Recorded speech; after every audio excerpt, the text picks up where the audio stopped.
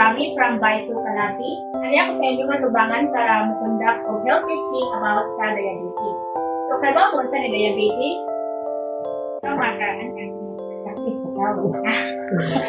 So, what is diabetes? Diabetes is a chronic disease where the body cannot produce enough insulin or use it effectively, leading to high blood sugar levels. So, kaning diabetes, sa chronic na sakit na mahitabo kung ang lawas hindi na makaproduce o enough na insulin kung hindi na magamit sa insulin.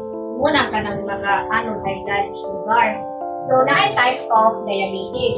Type 1 diabetes, type 2 diabetes, o gestational diabetes. So, kaning type 1 diabetes, insulin dependent or body doesn't produce insulin. So, kaning inahanglan kung insulin, eh di na makaproduce ang body o kanang insulin.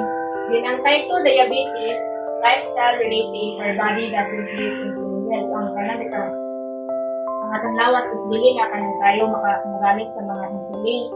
Ang kaning gestational diabetes develops during pregnancy. So, kaning hitabo ni sa mga buntis na babae. Then, naay causes and risk factors na kanang sa diabetes. So, una is unhealthy eating habits. High sugar or processed food, kanang mga dili insakto ng mga pagkaon bitaw, kanang acid sugar, kanang po mga processed food. Like Jollibee. Mga yana. Then, sedentary lifestyle, lack of exercise, and ang kuwang of exercise. Then, family history of diabetes, kanang kaliwat food. Then, obesity and being overweight. Mga kung sa kanang mga tambo. Kasagaran. Stress and aging, kanang stress ka or kanang sa pagtuluwang. Pinibuwang. Then, signs and symptoms, na yung mga signs and symptoms kasi mga batian, di ba muna kay diabetes. Increased thirst and frequent urination, kanang kuhawon, kuhawon ba ba? Di ko lang yung tubig, di ko sapan, yung kuwan, ito, medyo nagiging tubig. Kanaman, mga kalong, ihi-ihi.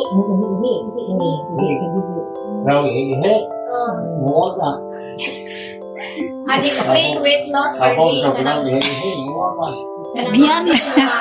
explain bitaw nga hiniwang ka or nitambok na yung fatigue and weakness ka ng malisa na mahal mo blurred vision ka ng anak o pananaw, slow healing of wounds ka ng bugay maado ang summer, kaning tingling or numbness in hands or feet ka ng panghugaw o kanina bitang suko-suko ni mong ilman na ba nga? Palapan. Murag suko-suko. So, naay mga prevention and management kaya saan yung pagkakaya na mag-healthy diet, eat balanced meals, rich in fiber, kaya example kan mga biskuit mo magkaon sa iba.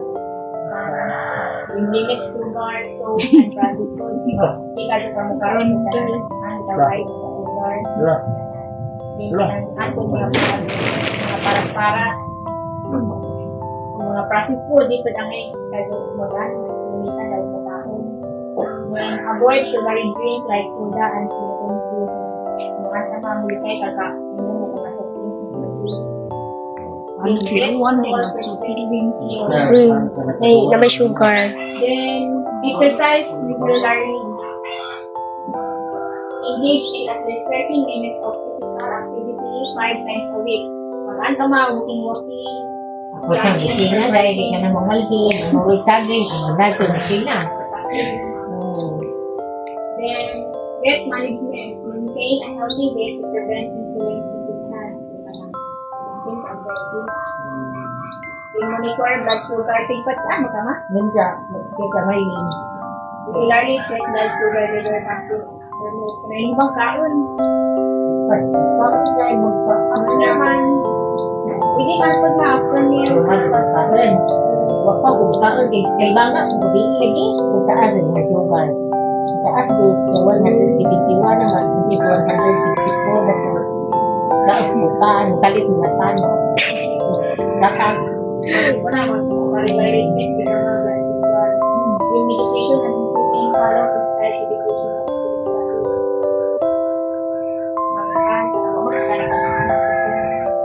Napapaan ko, di kailangan kung uniforme at mo kung ano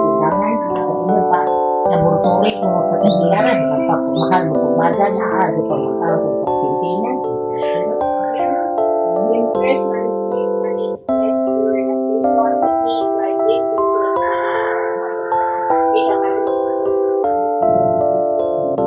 Mag-relax pa sa high. Tonight, complicated ang pagkakas diabetes Makontrol. Gusto ko matanggingan, pinanghalo ka ng dugo ni mo taas. Parang display na rin. Dugo kung sa itong gilipit mo sa ako.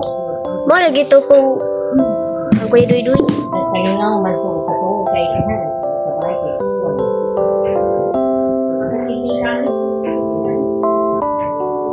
very tummy. In my families, Murag mabuhog. what concern and I think it's ang mga tampon nila. At then, regular results in your healthcare provider is moving. Even alcohol consumption. Educate family members also. Diabetes can be managed and prevented through lifestyle changes and proper treatment. Empower yourself with knowledge, adopt healthy habits, and take control of your health. So, maura po maaari. Salamat. salamat po.